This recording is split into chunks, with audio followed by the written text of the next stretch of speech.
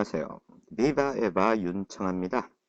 오늘은 지난 시간에 배웠던 개념, 영어는 그때그때 달라요에 대해서 실제적인 문장을 통해서 정말로 영어는 이 위치라는 것에 따라 품사가 달라질 수 있는 건지, 그리고 정말 품사가 달라지면서 의미도 다르게 해석을 해야 되는 건지, 그것에 대한 실제적인 공부를 하도록 하겠습니다. 자, 그리고 여러분들이 지금 이 설명을 듣기 전에 항상 먼저 문장을 보고 그리고 문제가 있다면 그 문제를 풀어봐야 한다는 것 꼭 명심해 주기 바랍니다. 그래야 궁극적으로 여러분들의 실력의 향상이 오기 때문에 그렇습니다. 알았죠? 혹시 미리 문장에 대한 공부를 하지 않았더라면 지금 당장 스탑 버튼 누르고 다시 이 설명을 듣도록 하세요. 알았죠? 자, 그러면 이제 여러분들이 먼저 이 문장에 대한 이해를 했다고 생각하고 이제 설명을 시작하겠습니다. 자, 첫 번째 문장 보시죠. He can speak English very well 이라고 나와 있습니다. 그는 말할 수 있다, 영어를. 자, 문장이 여기에서 끝난다라고 한번 생각해 보죠. 어때요? 그는 영어를 말할 수 있다. 완전하게 의미를 전달을 하고 있습니다. 문장이 완전한 의미를 전달을 한다라는 얘기는 더 이상의 부가적인 설명 플러스 알파의 내용이 필요가 없다라는 생각이 드는 거죠. 이럴 때 필요 없는데도 부가적으로 설명이 붙은 것을 우리는 문법 용어로 부사라고 부를 수가 있습니다. 선생님이 지금 얘기하는 모든 이런 문법적 용어에 대한 설명을 100% 이해하지 못해도 좋아요. 지금 이 설명은 어디까지나 영어가 정말로 위치가 중요하다라고 하는 것을 설명하기 위한 것이지 당장 여러분들이 100%의 이해를 하기를 바라면서 하는 설명은 아니기 때문입니다. 그 대신 이제 앞으로 선생님이 설명할 품사에 대한 강의를 여러분들은 조금 더 신경 써서 듣도록 해야 되겠죠? 그죠? 자, 어쨌거나, 자, 지금 그렇다면은, 여기에 나와 있는 이 well이라는 놈은 이제 문장 안에서 꼭 필요한 부분은 아니다. 그 말은 부사라는 것으로 쓰였다라고 이해할 수 있다라고 얘기를 했고요. 그리고 뜻은 여러분들이 잘 알고 있는 것처럼 잘이라는 의미로 해석하면 됩니다. 그래서 그는 영어를 매우 잘 말할 수 있다라고 해석을 하면 되는 것이죠. 자, 그 다음 두 번째 문장. He went to the well 이라고 하고 있어요. 그는 갔다. 자, 조금 어색한 듯 하긴 해도 여기에서 문장을 끝마쳐도 상관이 없어요. 야, 그 사람 가버렸어. 그래? 언제? 어디 갔어? 이렇게 대화가 이루어질 수 있다라는 얘기지요. 문법용어로 이렇게 가다와 같은 이런 go와 같은 동사를 자동사 중에서도 완전 자동사다라고 얘기를 합니다. 결국 주어의 동작을 완전하게 스스로 설명을 하는 것으로 모든 의미를 전달할 수 있다라는 얘기라고 일단은 생각해 두도록 하죠. 그렇다면 이번에는 to the well 이라고 붙어있는 이 전체가 문장에서 부사라고 역할을 하고 있는 것이다 라는 생각을 할 수 있겠지요. 그럴 때 이 to라고 하는 놈이 the well 이라는 말과 함께 자, 부사의 역할을 하고 있는 겁니다. 그랬을 때 이 더라고 하는 이 놈은 관사라는 놈이죠. 이 관사라는 놈은 명사의 앞에서 모자, 쓸 관자예요. 모자처럼 쓰여 있는 그러한 놈이다라는 얘기입니다. 그래서 뒤에 이 관사의 뒤에 와 있는 것, 그리고 더불어 이 전치사라고 하는 놈의 뒤에 있는 것을 우리는 명사라는 놈으로 이해를 하게 돼요. 앞으로 여러분들이 배울 내용이니까 일단 한번 그런가 보다 정도로 가볍게 들어두도록 합니다. 그래서 전치사라는 것의 뒤에 있는 것은 명사다, 명사, 명사다라고 앞으로 생각을 해야 할 겁니다. 그리고 더불어 이렇게 관사라고 하는 어나 더 같은 붙은 이놈은 보통은 이렇게 명사의 앞에 붙어서 사용이 된다라고도 알아두면 좋겠죠. 어쨌거나 이제 여기에 쓰이고 있는 이 well만 따지면 이놈은 명사인 겁니다. 그러면 명사 well을 잘이라고 해석을 해가지고 나름대로 뜻을 붙여서 그는 잘해 갔다? 네, 말이 안 되죠. 부사가 아니기 때문에 잘이라고 해석하는 것은 전혀 문맥에 맞지 않는 뜻이 되는 거지요. 그러면 명사일 때 well은 어떻게 해석을 해야 되느냐? 이미 수능에 기출이 된 의미죠. 꼭 알아야 합니다. 명사 well은 우물이라고 해석을 해야 돼요. 우물. 그렇죠? 자, 명사 well은 우물입니다. 꼭 기억하도록 하세요. 자, 그 다음 세 번째 문장 가죠. All students are well 입니다. 모든 학생들이 어떠하다 라고 얘기를 하고 있지요. 여기서 문장 끝내면 뭔가 어색해요. 모든 학생은 이다, 뭐 어쨌다는 얘기인가 알 수가 없어요. 뒤에서 이 well이라는 놈이 all students가 어떠하다 라고 보충해서 설명을 하고 있는 부분이다 라고 하는 것인데요. 문장의 구성 요소상 보충 설명을 하고 있습니다. 모든 학생이 이다 라고만 말하면 뭔가 설명이 완전하지 못하지요. 그래서 보충 설명을 주어의 상태에 대해서 보충 설명을 하고 있다 라고 해서 보어라고 하는데요. 이 보어라는 개념은 우리가 우리말에서 배우지 못하는 개념이기 때문에 어려워하는 친구들이 상당히 많습니다. 나중에 이 보어를 따로 설명을 할 거예요. 그때 조금 더 자세한 설명을 듣도록 하고 일단은 그냥 명사인 주어에 대한 보충 설명이다 정도, 그 정도만 이해를 하도록 합니다. 그리고 이때는 이제 주어의 상태를 나타내는 형용사로 쓰이고 있다라고 봐야 하는데, 잠깐 지우겠어요. 그래서 지금 여기에서는 비동사 뒤에 보어의 역할하는 형용사. 자, 위에 well은 명사였고요. 자, 이 well은 지금 형용사로서 좋은, 건강한 이라는 의미로 사용을 하고 있는 겁니다. 그래서 모든 학생들이 어떠하다, 좋다 내지는 건강하다 라고 말을 하고 있다고 생각을 해야 되지요. 됐어요. 자, 그 다음 문장 가보죠. Well, let's begin 이라고 합니다. 자, 이 말은 우리말식으로 하면은 일종의 어조사처럼 쓰이고 있는 것인데요. 영어에서는 자, 글쎄, 뭐 이 정도의 의미를 전달하는 감탄사로 이해를 합니다. 감탄사. 자, 시작합시다. 이제 시작해보죠. 뭐 이런 식의 해석을 한다는 얘기예요. 자, 그 다음 마지막 문장. Tears welled up in his eyes 라고 얘기하고 있습니다. 자, tears welled up. 자, 여기서는 뒤에 ed, 뭐 이런 형태, 보통 동사의 형태에 많이 붙어 있다는 거 잘 알고 있지요. 자, 이 well은 동사로 쓰이고 있는 것이 분명합니다. 위에서 보는 것처럼 주어인 명사 다음에 오는 것이 보통은 동사라는 놈의 자리이기 때문에, 그죠? 여기서도 동사였죠, 아까. 여기에서도 첫 머리에 나오는 명사 주어 tears 다음에 나오는 동사로 쓰이고 있는 well인 거지요. 자, 그러면은 눈물이 tears, 그죠? 눈물이 welled 잘했다? 아니겠죠. 뭐 그렇다고 눈물이 우물이었다? 아니겠죠. 눈물이 좋았다. 그것도 이상합니다. 자, 이때 동사일 때의 well은 명사 우물일 때하고 그 의미가 맞닿아 있는데요.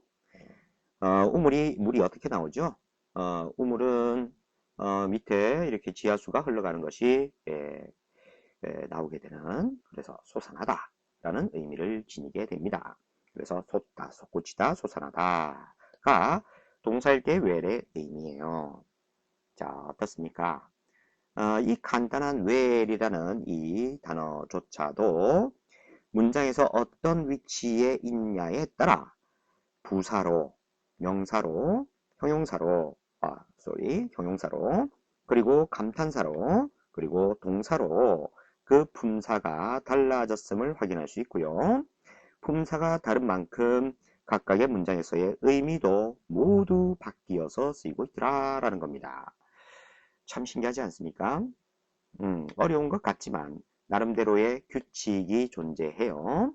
그 규칙이 바로 문법이라는 사실을 잊지 말아야 합니다.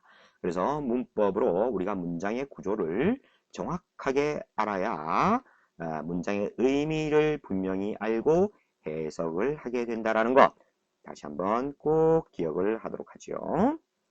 자, 그렇다면은 그 다음 2번으로 넘어가도록 하겠습니다. 자, 좀 지우고요. 2번에서는 이제 mean이라는 형태, 물론 뭐 마지막 세 번째 문장에서는 그 형태가 약간 뭐 바뀌긴 했습니다만은 기본형은 똑같이 mean이라는 이러한 단어인데요. 자, 이 mean은 각각의 문장에서 어떻게 달라지는 것인가 보도록 하죠. 자, 첫 번째 문장 봅니다. You mean. 자, 역시 주어 다음에 동사의 자리에서 쓰이고 있는 것이지요. 자, 이 동사 mean은 여러분들이 잘 알고 있습니다.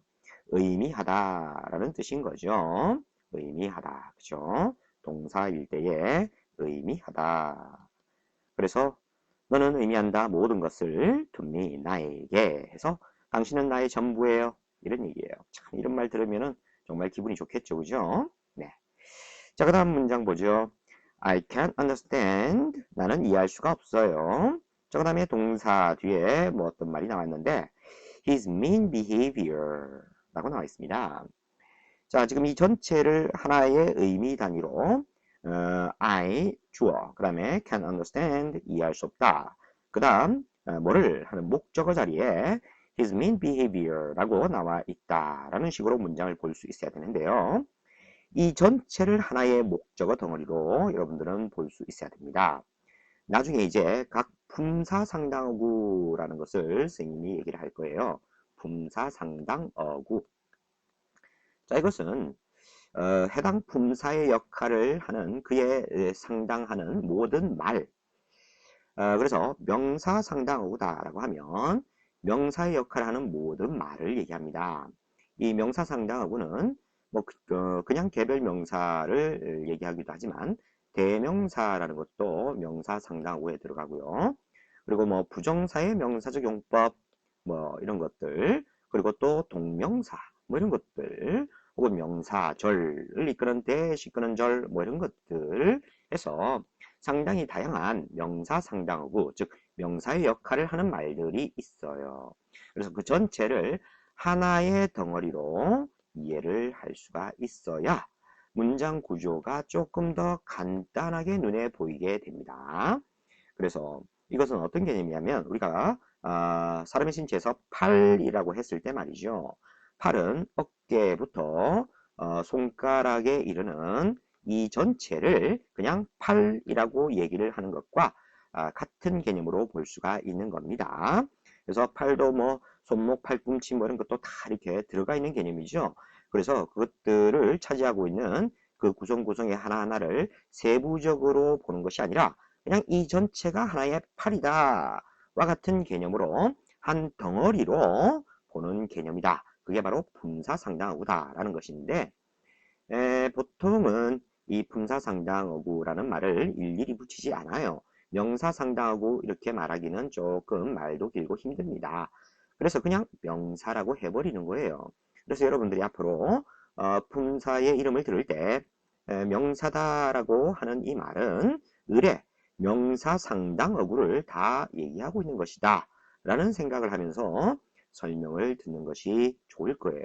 그리고 그런 덩어리 개념을 여러분들이 얼마나 많이 외우고 있고 잘 파악할 수 있는가 라는 것으로 앞으로 영어 실력에 굉장히 많은 차이를 가져올 것이니까 여러분들은 이 품사상당어구를 잘 알 수 있도록 앞으로 공부를 많이 해야 되겠습니다. 알았죠? 자, 그러면 지금 여기에서 his mean behavior. 자, 이게 목적어 전체인데 여기서 이제 his가 나오는 것인데 이 소유격이라고 하는 것이 바로 명사상당어구의 시작을 알리는 표시 역할입니다. 그래서 문장에서 소유격 보이면 그 문장의 어딘가 뒤에 가서는 명사가 나오겠구나. 그리고 그 명사까지를 한 덩어리로 봐야 되는 거구나 라고 생각해야 돼요. 그래서 my book 이라고 얘기를 합니다. 자, 이랬을 때 나의 책이라고 얘기를 하죠. 분명히 이제 이 소유격부터 시작해서 명사까지가 그냥 내 책, 이라는 하나의 의미 단위로 이해가 될 수 있는 것이 된다라는 걸 알 수가 있을 테고요. 아, 뭐 내가 잃어버린 빨간 표지가 있는 책, 뭐 이렇게 했을 때도 결국은 그 긴 말을 한 덩어리로 이해를 할 수 있어야 된다라는 얘기인 거예요. 자, 그러면은 지금 여기에서 어쨌거나 이 명사의 또 이제 사이에서 수식을 하고 있는 말이 있는데 명사를 수식하는 말은 형용사라고 합니다.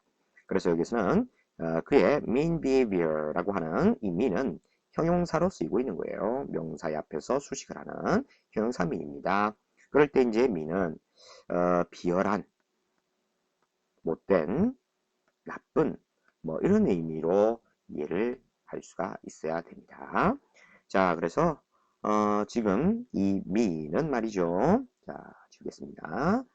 자, 이 me는 문장에서 형용사로서 뒤에 있는 명사를 수식하는 말이다 라는 거예요. 그래서 그의 비열한 행동을 나는 이해할 수가 없다 라고 얘기하고 있는 겁니다. 자, 그 다음 마지막 문장 보죠. He used every means. 그는 사용했다. 뭐를? 모든 수단을 이라고 해석합니다. 특히 이렇게 mean 뒤에 s가 붙은 형태로 명사로 역할을 하게 되는데 그럴 때 이제 mean은 수단, 방법 이런 의미로 파악을 해야 되는 것이에요. 자, 지금은 뭐 어렵다라는 느낌이 들 수도 있겠습니다. 그죠? 물론 영어를 잘 배운 친구들은 그래 뭐 그런가 보지 그래 당연한 얘기야 이렇게 얘기를 할 거예요. 하지만 모든 학생들이 다 뭐 알고서 공부를 하는 것이 아니기 때문에 우리는 여기에서 다시 한번 인민의 의미, 본사적 의미를 정리할 필요가 있겠어요. 자, 자주 나오니까 꼭 한번 기억해 둡시다. mean이 동사의 자리에 있을 때는 의미하다라고 해석을 해야 됩니다. 그 다음 형용사의 자리에 있을 때는 비열한, 못된 이런 뜻이에요. 자, 그리고 이 mean이 형용사로서 뭐 중간의 이런 뜻으로도 쓰입니다. 같이 알아두고요. 그 다음 이제 또 명사로 쓰였을 때 특히 s가 붙은 형태로 자주 쓰이는데 수단, 방법 이런 의미로 사용이 된다라고 알아야 돼요. 그래서 자리를 알고 그 해당 의미에 맞는 분사의 의미를 부여해서 문장에서 해석할 줄 알아야 한다. 아무튼 중요한 것은 말이죠. 정말 영어는 자리에 따라서 자리, 즉 위치에 따라서 그 분사가 달라지고 그리고 또 의미도 다르게 해석할 수 있구나 라는 것이 오늘의 중요 포인트예요. 자, 오늘도 깃발 하나 꽂고 가겠습니다. 영어는 그때그때 달라요. 그죠?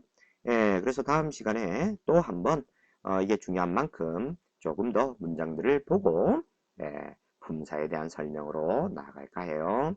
자, 수고하셨습니다.